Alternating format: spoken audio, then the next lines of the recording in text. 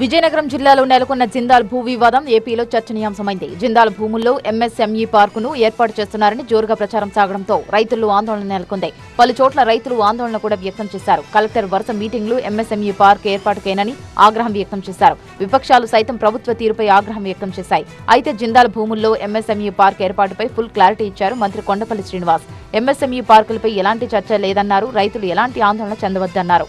దీన్ని ఎందుకు తీసుకొచ్చి ప్రజల్లో భయాందోళన క్రియేట్ చేస్తున్న సంగతి నాకు తెలియదు.